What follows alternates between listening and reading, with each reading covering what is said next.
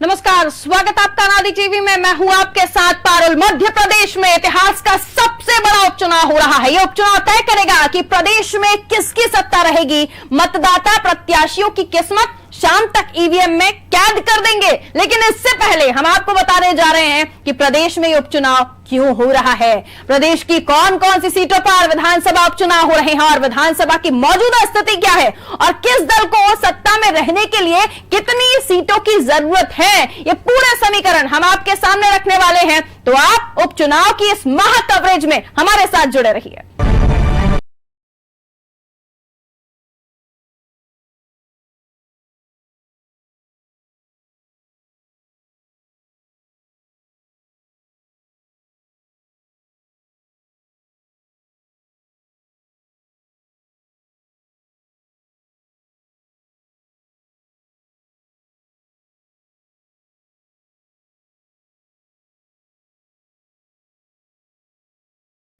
तो चलिए सबसे पहले समझते हैं मध्य प्रदेश विधानसभा का गणित क्या कहता है। मध्य प्रदेश विधानसभा की मौजूदा स्थिति की बात करेंगे तो वर्तमान में बीजेपी के पास 107 सीटें हैं, जबकि कांग्रेस के पास 87 सीटें हैं और अन्य के पास 7 सीटें हैं। वैसे तो विधानसभा में 230 सीटें हैं, जी हां 230, लेकिन वर्तमान में विधानसभा की 29 सीटें रिक्त हैं और चुनाव 28 सीटों पर हो रहे हैं।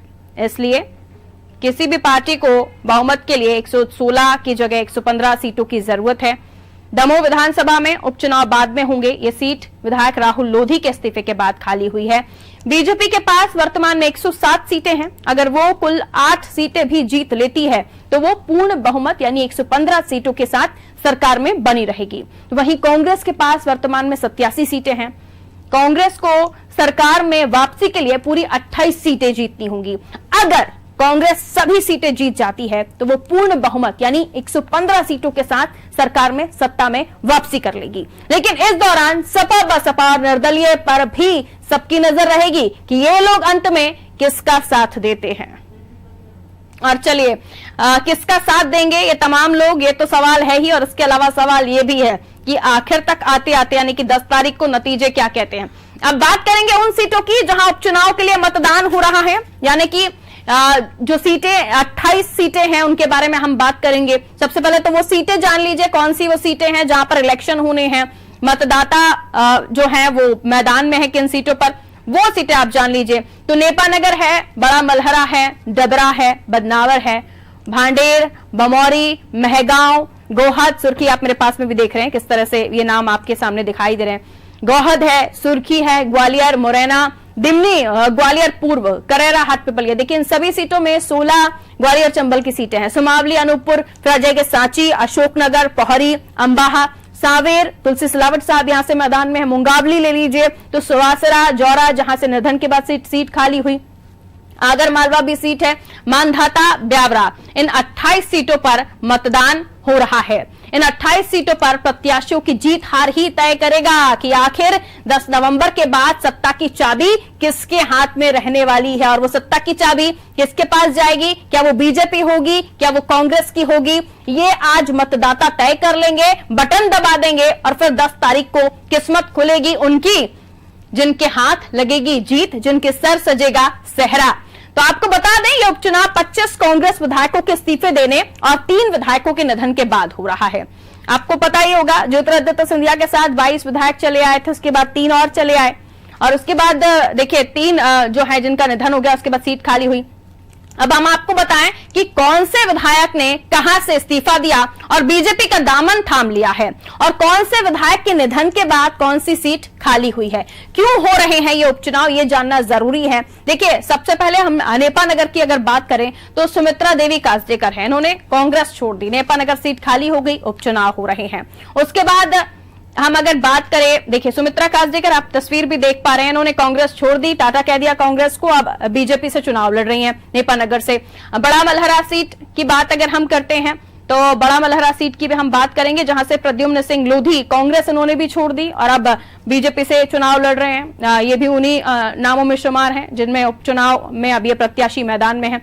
आगे बढ़िए तो इमरती देवी, इनको तो कौन नहीं जानता, आप जानते ही होंगे इनके बारे में। कमलनाथ जी ऐसी टिप्पणी की थी जिसके बाद फंस गए थे, तो इन्होंने भी पार्टी छोड़ी, सिंधिया की कट्टर समर्थकों में गिनी जाती हैं। पार्टी छोड़ी, चली गई बीजेपी में, अब इमरती देवी मैदान में। डबरा से बदनावर राजवर्धन सिंह दत्तीगांव, कांग्रेस छोड़ी, अब बीजेपी में आ गए हैं, यहां से चुनाव लड़ रहे हैं। भांडेर संतराम सिरौनिया यहां से चुनावी मैदान में है और इन्होंने भी पार्टी छोड़ी थी और उसके बाद देखिए मैदान में आ गए हैं। महेंद्र सिंह सिसोदिया साहब बमौरी से चुनावी मैदान में है, कांग्रेस छोड़ दी थी, उसके बाद इन्होंने चूज किया कि बीजेपी में जाएं, बीजेपी से अब मैदान में है। और महगांव की अगर बात करें तो पीएस भदौरिया साहब कांग्रेस छोड़ी, ये भी अब बीजेपी में है, बीजेपी के कमल के चिन्ह के साथ अब ये मैदान में है। गौहत से रणवीर जाटव, इन्होंने भी कांग्रेस छोड़ दी, अब बीजेपी में है, इनकी वजह से भी उपचुनाव इस सीट पर हो रहा है। सुर्खी से गोविंद सिंह राजपूत और यहां से पारुल साहू इनकी कॉम्पिटिटर हैं, आमने सामने हैं दोनों ने ही पार्टी छोड़ दी थी सर, और दोनों ही अलग अलग दलों में चले गए। ग्वालियर पूर्व मुन्नालाल गोयल साहब कांग्रेस छोड़ी, अब बीजेपी में हैं। मुरैना की बात कर लीजिए तो मुरैना से रघुराज सिंह साहब हैं जिन्होंने कांग्रेस छोड़ दी, अब पार्टी बदल चुके हैं, तो अब चुनाव भी हो रहा है। गिरिराज दंडौतिया जी भी हैं और इन्होंने भी पार्टी छोड़ी, अब देखिए मंत्री पद भी है, सब कुछ है, लेकिन फिर भी जनता के बीच में जा रहे हैं, वोट की अपील कर रहे हैं, हाथ जोड़ रहे हैं, कह रहे हैं कि हमें वोट कीजिए। ग्वालियर प्रद्युम्न सिंह तोमर कांग्रेस छोड़ी, ये भी उन्हीं नामों में शुमार हैं जिनकी वजह से अब उपचुनाव हो रहा है। जसवंत जाटव साहब करेरा से चुनावी मैदान में है, कांग्रेस छोड़ दी है, दूसरी पार्टी में आ गए, बीजेपी में आ गए हैं। पहले पंजे के लिए वोट मांगते थे, आप कमल के लिए वोट मांग रहे हैं। हाट पिपलिया से मनोज नारायण चौधरी कांग्रेस छोड़ चुके हैं, बीजेपी का दामन थाम चुके हैं और इनकी वजह से हो रहे हैं चुनाव। इंदल सिंह कंसाना साहब, इन्हें भी पार्टी छोड़नी थी, छोड़ चुके हैं और इंदल सिंह कंसाना साहब ने पार्टी छोड़ी, अब वो भी कमल के फूल पर चुनाव चिन्ह के साथ आगे बढ़ रहे हैं। बिसाहूलाल सिंह साहब दिग्विजय सिंह के समर्थक माने जाते थे, लेकिन सिंधिया के जो समर्थक हैं उनके साथ ये भी होली है और कांग्रेस छोड़ दी। प्रभुराम चौधरी साहब, इन्होंने कांग्रेस छोड़ दी, अब ये भी मैदान में है, इन्हें भी पसंद आ गई बीजेपी पार्टी, कारण जो भी रहा हो।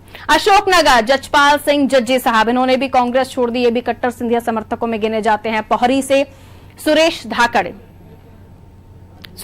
साहब जो है, उन्होंने भी, अभी आप जजपाल सिंह जज्जी साहब की फोटो देख रहे हैं मेरे साइड में, और अब सुरेश धाकड़ देखिए, इन्होंने भी पार्टी छोड़ दी और अब ये भी मैदान में दोबारा से आ गए हैं। कमलेश जाटव साहब, इन्होंने भी कांग्रेस छोड़ दी, अब ये भी मैदान में है। तो ये तमाम वो लिस्ट है, ये नाम है जिनकी वजह से उपचुनाव हो रहे हैं। और उसके बाद आती है मध्य प्रदेश की सबसे हॉट सीट, सांवेर विधानसभा सीट। तुलसीराम सिलावट साहब, इनके सामने है प्रद्युम्न सिंह, माफ कीजिए, प्रेमचंद गुड्डू जी, जिनके साथ इनका कंपटीशन होगा, चुनावी लड़ाई होगी। मुंगावली से ब्रजेंद्र सिंह यादव साहब, इन्होंने भी कांग्रेस छोड़ी। सुवासरा से हरदीप सिंह डंग, सबसे पहला नाम जिन्होंने पार्टी छोड़ने के लिए कदम आगे बढ़ा था, सबसे पहला रेजिग्नेशन लेटर जो गया था विधायकों में, हरदीप सिंह डंग का गया था। अब ये भी चुनावी मैदान में है, तो देखिए अब क्या होता है आगे, ये भी इनकी किस्मत का फैसला प्रत्याशी करने जा रहे हैं। मानधाता नारायण पटेल कांग्रेस छोड़ बीजेपी में शामिल हुए, मानधाता भी अपने आप में बहुत ही महत्वपूर्ण सीट है। अगर मनोहर ऊंटवाल, यहाँ निधन हुआ मनोहर ऊंटवाल का, जिसकी वजह से अब उनके बेटे इस सीट से मैदान में है। और ब्यावरा गोवर्धन डांगी, जिनका निधन हुआ, यह सीट खाली हो गई, अब यहां पर भी उपचुनाव हो रहा है। जौरा बनवारी लाल शर्मा जी, इनके भी निधन के बाद ये सीट खाली हो गई, यहां चुनाव हो रहा है। दमोह राहुल लोधी, इन्होंने सबसे एंड वक्त पर आकर जो है पार्टी छोड़ दी और उसके बाद अब ये भी चुनावी मैदान में, ये तो नहीं है क्योंकि 28 सीटों पर चुनाव हो रहे हैं, जब तारीखों का अनाउंसमेंट हो चुका था उसके बाद राहुल लोधी ने रिजाइन किया, तो 28 सीटों पर चुनाव है, लेकिन खाली 29 सीटें हो चुकी हैं। और ऐसे में सवाल यही कि इतनों ने तो सीट छोड़ी, लेकिन कितने जीत कर आएंगे और कितने हारेंगे। हालांकि कांग्रेस के सामने भी यही प्रश्न है कि कितने जीतेंगे, क्या उतने जीत पाएंगे जिसकी वजह से दोबारा कांग्रेस सरकार बना पाएगी। और बीजेपी जैसे बहुत ज्यादा सीटों की जरूरत नहीं है, लेकिन जोड़ तोड़ ना करना पड़े, इसलिए वो भी पुरजोर कोशिशें करे कि 15 से 20 सीटें आ जाए। तो सत्ता का फाइनल लगातार जारी है। छोटे से ब्रेक के लिए आप रुकेंगे, ब्रेक के उस पर जब हाजिर होंगे तो होंगे हमारे साथ मेहमान और होगा विश्लेषण, और लगातार हम कह रहे हैं सटीक विश्लेषण मतलब अनादि टीवी। छोटा सा ब्रेक, जल्द हाजिर होते हैं।